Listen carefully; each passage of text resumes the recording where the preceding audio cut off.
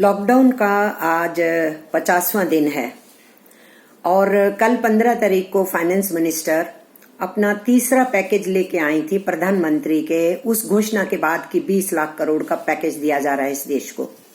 तो मैं देख रही हूं कि सीतारमण जी को काफी कष्ट हो ही रहा है खींचतान करके 20 लाख करोड़ कैसे दिखाना है इस देश को कि वो खर्च रहे हैं, जबकि सच्चाइयां कुछ और हैं। जो एकदम बर्बाद हुए हैं उनको राहत देने की परिभाषा बदली जा रही है। उनको कर्जों से राहत देने की बात नहीं हो रही है, कर्जा मुक्त वो इकोनॉमिक एक्टिविटी कर सकें ऐसी भी बात नहीं हो रही। उनको समझाया जा रहा है कि आप कर्जे ले लीजिए। इसलिए कर्जे बांटने के लिए वो आई 2 दिन और फिर और कर्जे बांटने के लिए कल आई थी तीसरे दिन, और आज वो फिर आने वाली हैं। क्या कहेंगी फिर उस पर चर्चा करेंगे। लेकिन बहरहाल आज मैं उनके इस तथाकथित 1 लाख करोड़ का पैकेज वो जो घोषित करके गई वो है क्या असल में, उसके बारे में मैं आपको बताना चाहती हूँ। लेकिन आज जब मैंने सुबह सुबह अखबार खोले उस पर मैं चर्चा कर लूं तो मुझे ये समझ में आया कि संवेदनहीनता हमारे देश में भयावह तरीके से फैली हुई है। कल एक PIL के प्रश्न पे उसके जवाब में एक टिप्पणी कर रहे थे सुप्रीम कोर्ट के जस्टिसेस। मेरा किसी व्यक्ति विशेष के ऊपर कोई आक्षेप नहीं है, मैं ये कहना चाहती हूँ, पर क्या उन्होंने कहा क्या नहीं कहा मुझे नहीं मालूम क्योंकि मैं कोर्ट में नहीं थी। लेकिन अखबारों में जो आज छपा है, इन कोड्स जो छपा है, इन कोड्स छपे हुए में ये लिखा है कि हम जो लोगों को सड़कों के ऊपर पैदल चलने से कैसे रोक सकते हैं, लोग रेलवे पटरियों के ऊपर सो रहे हैं तो हम कैसे रोक सकते हैं, और ये तो राज्य सरकारों का काम है, आप उनके पास जाइए, सुप्रीम कोर्ट क्या करेगा इसमें। लेकिन मैं ये कहना चाहती हूँ, नागरिक हूँ मैं इस देश की, मैं ये समझ रही हूँ कि लॉकडाउन तो भारत सरकार ने घोषित किया, राज्य सरकारों को तो पूछा भी नहीं, और मजदूर पूरे हिंदुस्तान में फैला हुआ है और वो एक प्रदेश से दूसरे प्रदेश में और अपने ही प्रदेश में एक कोने से दूसरे कोने में पहुंचने के लिए अपने घर के लिए व्याकुल है, परेशान है। ये तो पूरे देश की समस्या बन चुकी है और वो एक राज्य की समस्या नहीं रह गई है, वो इंटररिलेटेड भी है और ये फेडरल स्ट्रक्चर है और केंद्र सरकार का निर्णय है जिसकी वजह से आज पूरा देश अराजकता में है।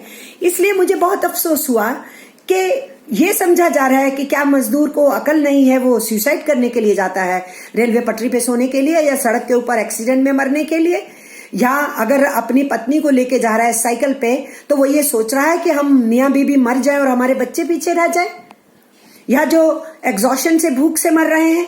कोई आत्महत्या के लिए नहीं निकला है। हमारा श्रमिक तो निर्माता है, बनाता है, मैन्युफैक्चरिंग करता है, प्रोडक्शन करता है, सेवाएं देता है, निर्माण खड़ा करता है, और इसीलिए ये सोच लेना कि वो बड़ा गैर जिम्मेदार है वहां चला गया, कोई नहीं रोक सकता। रोका जा सकता है, बात हो सकती है, समझाया जा सकता है, उनके रास्ते निकाले जा सकते हैं, उनको खाना दिया जा सकता है, ठीक जगह रहने की दी जा सकती है, उनको पहुंचाने का इंतजाम किया जा सकता है। इसीलिए शायद कोई सुप्रीम कोर्ट में पहुंचा होगा। बहरहाल ये बात हुई, मैं इस पे ज्यादा समय नहीं लेती हूँ, पर मैं ये कहना चाहती हूँ कि सीतारमण जी ने कहा कि हम 1 लाख करोड़ का जो पैकेज लेके आए हैं वो कैपेसिटी बिल्डिंग का पैकेज है। तो आधा घंटा तो वो अपने सरकार का गिनाती रही कि वो आज तक क्या करती आई हैं। इसलिए मैंने कहा कि लग रहा था कि वो इस मूड में है कि शायद वो बजट पेश कर रही हैं। फिर बाकी का समय जो उन्होंने लगाया उसमें फिर से वो उन्होंने गिनाया कि हम 74,300 करोड़ हमने फसल की खरीद की है। तो फसल की खरीद तो हर फसल के उठने के बाद होती है, तो आपने खरीद की है तो बता देते कम की है कि ज्यादा की है। हमने 2 करोड़ किसानों को लाभ हो जाएगा जब हम 18,000 करोड़ का और जो हम पैकेज उनको देंगे। तो ये देंगे की शब्द है और कर्जा ले लो शब्द है।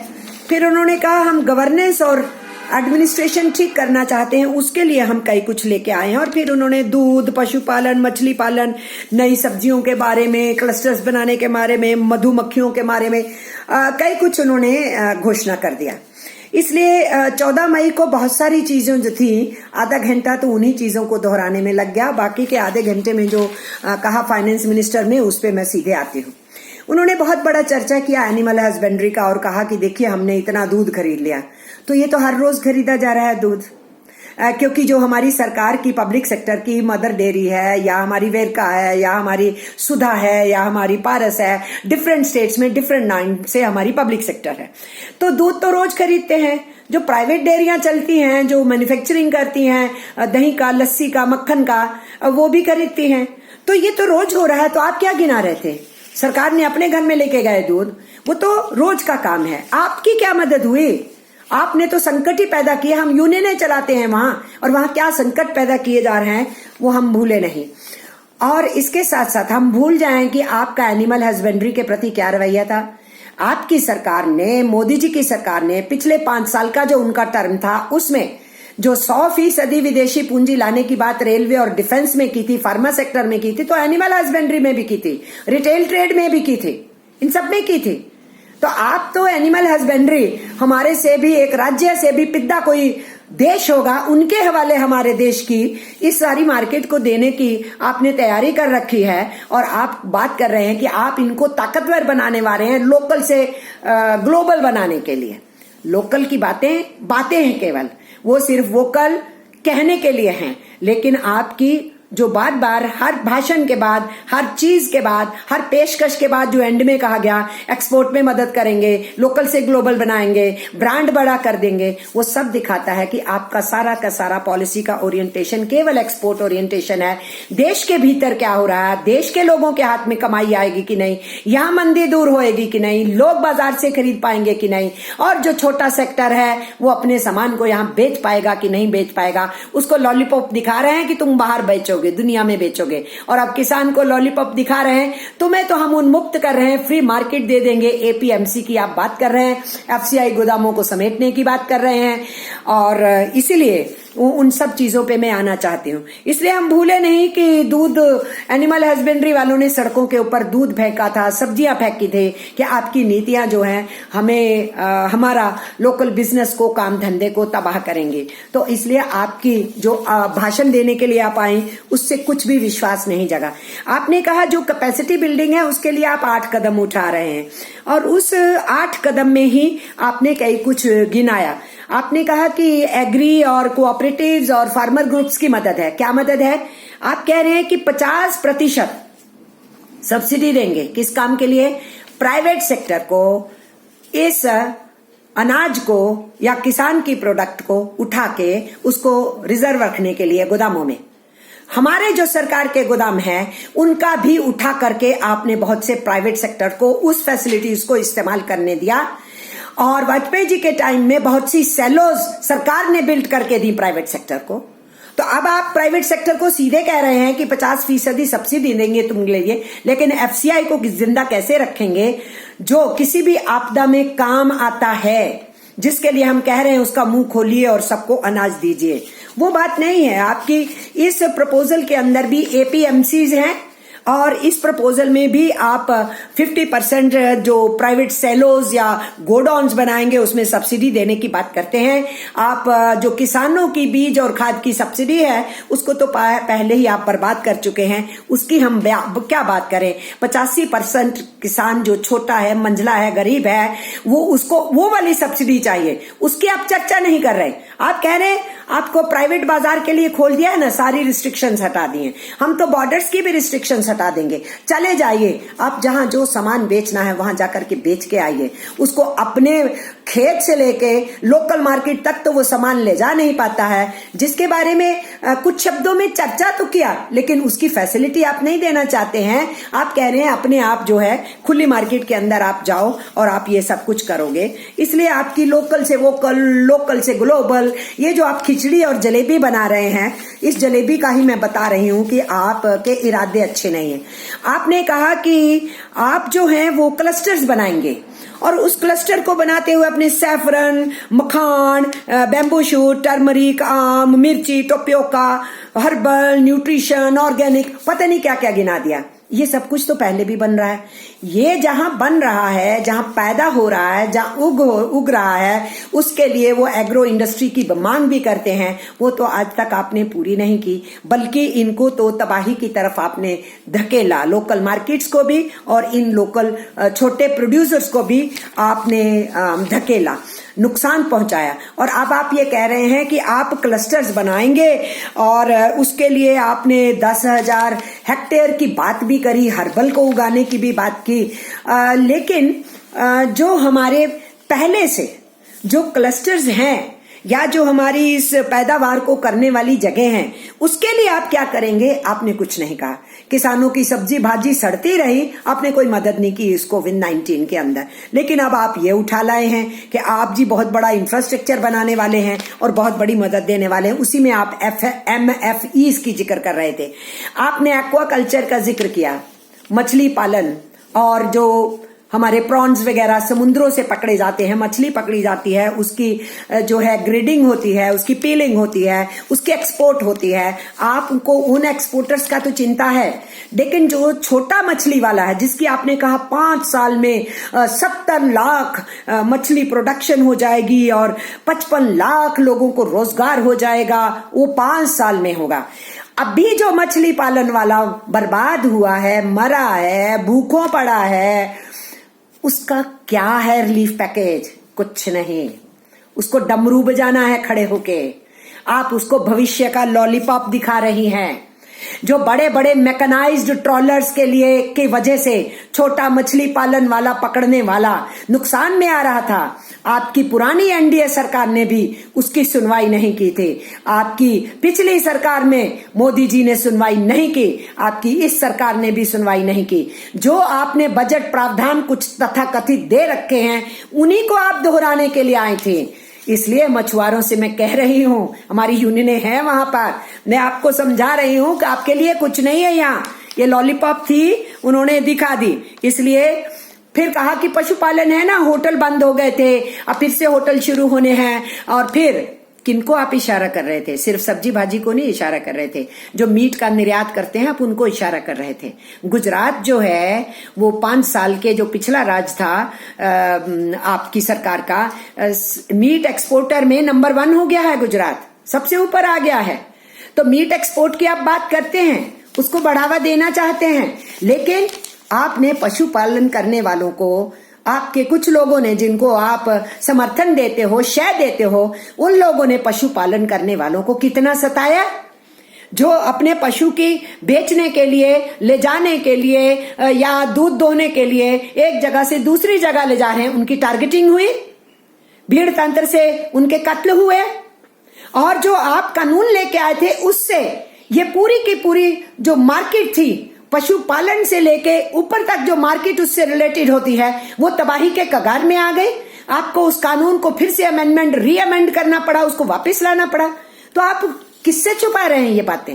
ये बातें छुपेंगी नहीं, हमको मालूम है ये सब कुछ आपके राज के दौरान हुआ। इसीलिए मैं इसका जिक्र करना चाहती हूँ कि पशुपालन, आप पशुओं को इंजेक्शन देंगे, ये कोई नई बात नहीं। वेटरनरी हॉस्पिटल्स हैं हमारे, आपकी उसमें कितनी की देन है, आपके बजट में उसका कितना प्रावधान है, उसका चर्चा कीजिए ना। उसी पुराने बजट को उठा करके आप गिनाने के लिए चले आए, इससे कोई सेटिस्फेक्शन नहीं होता है। इससे आपकी पोल ही खुल रही है। आप आके अनाउंस करेंगे और हम बता देंगे आपने ये कहां से निकाला। जब आपको ये कहा गया है कि इसमें से तो बहुत सारी चीजें वो हैं जो बजट के अंदर है, एक पत्रकार के प्रश्न के ऊपर, तो उन्होंने कहा हाँ उसमें कुछ हमने एडिशन की है। जब ये कहा गया कि ये तो ज्यादातर घोषणाएं वो हैं जो पिछले साल से आपके बजट्स में आ रही हैं, तो एफएम को मानना पड़ा। फिर कहा नहीं उसमें हमने कुछ एडिशंस दिए हैं ना, इसलिए हमने चर्चा किया। तो चर्चा किया तो मान रहे हो ना। आपकी सरकार का रिपोर्ट कार्ड 5 साल का और प्लस जो आपके बजट्स ऑलरेडी उनमें प्रावधान है, आप उनका जिक्र करने के लिए आ रही हो और लोगों को 20 लाख करोड़ पूरे करके दिखाने हैं, उस चक्कर में आप लगी हुई हो। और उसी में मैं ये भी बताना चाहती हूँ, आपने कहा कि हर्बल्स के लिए 10,000 हेक्टेयर की जमीन पे हर्बल्स उगाएंगे, मेडिसिनल प्लांट्स उगाएंगे। तो जनाब, जहां पहले से हर्ब्स उग रही हैं, मेडिसिनल प्लांट्स हैं, वो जो जंगलात हैं, वहां से आप ट्राइबल्स को क्यों निकाल के फेंकना चाहते हैं? फॉरेस्ट एक्ट में क्यों चेंज लाना चाहते हैं? हमें बताइए। मैं भूल जाऊं कि चंबा के अंदर जब हिमाचल में आपकी सरकार थी, केंद्र में भी आपकी सरकार थी, तो चंबा की मेडिसिनल प्लांट्स की पहाड़ियों को एक विदेशी कंपनी को बेचने का निर्णय लिया गया था, जो वापस लेना पड़ा। आपकी क्या इसमें सीरियसनेस है? जो अभी मेडिसिनल प्लांट के हमारे जंगलात हैं और वो एरियाज हैं बड़े बड़े, उनको आपकी सरकार क्या मदद दे रही है? आप तो वहां से गुर्जर्स को और जो वहां के आदिवासी हैं उनको भगाने की काम करते हैं, और आप बड़ी बड़ी बातें करने के लिए आए कि हर्बल मेडिसिन प्लांट, और वो भी फ्यूचर का प्रोजेक्ट है। आज क्या हो रहा है उसकी आपने चर्चा नहीं की। हम भूल जाएं कि नीम की पेटेंसी लेके अमेरिका भाग गया था, उसके लिए तो इस देश के लोग लड़े थे। मुझे अभी भी याद है उस केस के अंदर कर्नाटका के किसान, कुछ और लोग मिल गए थे, वंदना शिवा भी उसमें जुड़ी थी, उस पेटेंसी को हिंदुस्तान के लिए जीत के लाए थे। तो ये सब चीजें हमें मालूम है। आप कह रहे हैं कि 500 करोड़ हम लगाएंगे, मधुमक्खी पालन को मदद देंगे, ये तो आपके बजट का हिस्सा है। तो मधुमक्खी का पालन तो बहुत वर्षों से हो रहा है, उनके ऊपर भी इस समय में संकट बरपा, उस संकट से बाहर निकालने के लिए आपके पास क्या है? ये तो आपका भविष्य का प्रोजेक्ट है 500 करोड़ का। एक और भविष्य का प्रोजेक्ट है, वो टमाटर हैं, सब्जियां हैं, ये एक पायलट प्रोजेक्ट बनाएंगे, चालू है, नदियों के किनारे हम ये सब्जी भाजी करेंगे, ग्रीनरी करेंगे, ये पायलट प्रोजेक्ट होगा। पायलट प्रोजेक्ट तो बड़े आते हैं और बड़े उड़ जाते हैं, पर जो आज उगा रहे हैं उनका क्या है? जो आज क्लस्टर्स हैं उनका क्या है? आप भविष्य का कोई एक झुंझुना दिखा रहे हैं, आज वो डिस्कशन नहीं हो रही। कोविड-19 में आप हमारी इकोनॉमी को उभारने के लिए क्या कर रहे हो? हमारे डिफरेंट सेक्शंस जो डूबे हैं उनको बाहर निकालने के लिए आप क्या कर रहे हो? आपके पास कोई राहत नहीं है, आप कर्जों की सियासत लेके आए हो। उसके साथ आपने ये भी कह दिया कि एसेंशियल कमोडिटीज एक्ट 1955, उसमें आप कुछ अंतर कर रहे हैं, उसमें परिवर्तन लाना चाहते हैं। मुझे याद आ गया अनायास ही जब आपने एसेंशियल कमोडिटीज एक्ट का कल चर्चा किया, मैडम सीतारमन, इसमें एक्ट में वाजपेयी जी के टाइम में परिवर्तन किया जा रहा था। 80 चीजें एसेंशियल कमोडिटीज, उनके दाम नहीं बढ़े, सरकार सुनिश्चित करती थी ताकि प्राइवेट सेक्टर वाला दाम नहीं बढ़ाए, लोगों को महंगा नहीं खरीदने पड़े एसेंशियल कमोडिटीज। इसके साथ साथ सट्टा बाजारी इंक्लूड की गई थी ग्रेन में, और होर्डिंग को फिर से तेज किया गया था। उस सब नीतियों के खिलाफ पार्लियामेंट में बहस हुई थी, लड़ाई हुई थी, मुझे आज भी याद है। और आज आप फिर से ईसीए में जो परिवर्तन ला रहे हैं वो उस परिवर्तन को और आगे गहरा करने का है। कुछ उसमें चेंजेस बीच में आई, गवर्नमेंट्स ने फिर से उसको पटरी पे लाने का थोड़ा सा किया था, लेकिन आप फिर से वापस वहां ले जाने से भी और गहरा नुकसान करने वाले हैं। आप कह रहे हैं हम तो बाउंड्रीज खत्म कर देंगे। अरे लोगों को तो आपने बाउंड्री में बांध दिया, अपने ही राज्य में नहीं जा पा रहे हैं लोग, राज्यों की बाउंड्री बांध दिया आपने, इंसानों को बाउंड्रियों में घेर रहे हैं। और आप बिजनेस वालों को कह रहे हैं तुम्हारे लिए कोई सीमा नहीं होगी, कोई बाउंड्री नहीं होगी। आपने शब्द का प्रयोग किया कि हम बैरियर्स खत्म कर रहे हैं। एक्सपोर्ट के ऊपर जो क्वेश्चन मार्क्स हैं या रोक है उसको हम बंद कर रहे हैं। अरे वो तो पहले भी है ना, प्याज को आप पहले बाहर जाने देते हो, जब एक्सपोर्टर कमा लेता है और वही प्याज फिर बाहर से महंगा लाके मंडियों में सड़ता है तो किसान भी मर चुका होता है तब तक, क्योंकि उसको दाम नहीं मिला होता है, और कंज्यूमर भी फिर महंगा प्याज को खरीदता है, टमाटर को खरीदता है। तो अब आप फिर से वही निर्यात का रट लगाने के लिए आ गए। तो आप किनको प्रसन्न कर रहे हैं? आपकी कौन सी कंस्टिट्यूएंसी है जिसके लिए आप बैटिंग कर रहे हैं, लेकिन आप नाम ले रहे हैं किसान बेचारा भोला बाला, उसको कोई मूर्ख ना बना दे। ये शब्द का इस्तेमाल कर रहा था आपका जूनियर मिनिस्टर। किसान भोला भाला है, वो लड़ता है, बोलता है, आप उसको सुनते नहीं हैं। उस भोले भाले किसान को आप समझ रहे हैं कि भोला भाला है, इसलिए आप मूर्ख बना देंगे। वो मूर्ख नहीं बनेगा, और हम उनको बताएंगे और उनके किसान संगठन बताएंगे कि आपके लिए कोई तथाकथित पैकेज वैकेज नहीं है। ये आपको फिर से बाजार के हवाले फेंकने का रास्ता है। सरकार अपनी जिम्मेदारियों से मुक्त होना चाहती है, किसी मिनिमम सपोर्ट प्राइस की बात नहीं करती। जब इनसे पूछा जाए, वो तो जी राज्यों ने प्रोक्योर करना है, तय कौन करता है? केंद्र की सरकार। निर्णय कौन लेता है? केंद्र की सरकार। उसके बाद फैसिलिटेट कौन करता है? राज्य की सरकारें करती होती है। लेकिन इसलिए इस मामले के अंदर केंद्र सरकार की नीति अगर गलत होगी तो राज्य सरकारें उसी की चपेट के अंदर रहेंगी और प्रोक्योरमेंट नहीं होगा। सरकार प्रोक्योरमेंट से भागना चाहती है, एपीएमसी की बात करती है, प्राइवेट सेक्टर को घुसाने की बात कर रही है। और हम ये भूल जाए आपने कॉटन के साथ और ब्रिंजल के साथ क्या किया था। आप जो बात कर रहे हैं मॉडर्न टेक्नोलॉजी को भी लाने की, और जो है वो सीड के अंदर इंजीनियरिंग की जो बात है उसकी जो आप बात कर रहे हैं, तो हम ब्रिंजाल का मामला भी नहीं भूले हैं और कॉटन का मामला भी हम बिल्कुल नहीं भूले हैं। और इसलिए जब आपसे कुछ पत्रकारों ने सवाल किए तो आप फिर से उज्ज्वला गिनाने लग गई, बिजली गिनाने लग गई। शायद ये सवाल इसीलिए पूछा था उसने या पूछवाया गया था उससे, ताकि आप फिर से अपनी स्कीमों को गिना दें कि आप तो बहुत अच्छे से सब कुछ कर रहे हैं।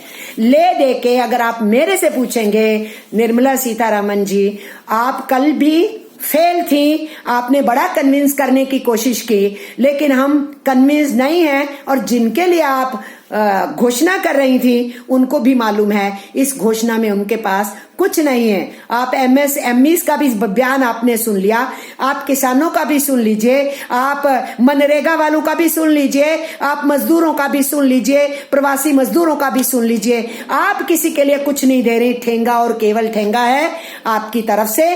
और इसलिए किसी ने कल कहा, एक तथाकथित अर्थशास्त्री ने, अरे जी सवाल क्यों पूछते हो सरकार से? हम कहना चाहते हम पूछेंगे, हम चुप नहीं रहेंगे, हम खामोश नहीं रहेंगे, लड़ाई जारी रहेगी। और इसलिए देशवासियों से हम कह रहे हैं, सवाल करो, खूब करो, निडर रहो, खौफ रहो और सरकार की हर गलत नीति का विरोध करो। इतना ही कहते हुए अगले पैकेज के साथ ये पैकेज देंगी, मैं उस पैकेज के बदले में अपनी बात कहने के लिए आऊंगी। तब तक के लिए नमस्कार, सत श्री अकाल और आदाब और सबको जय हिंद।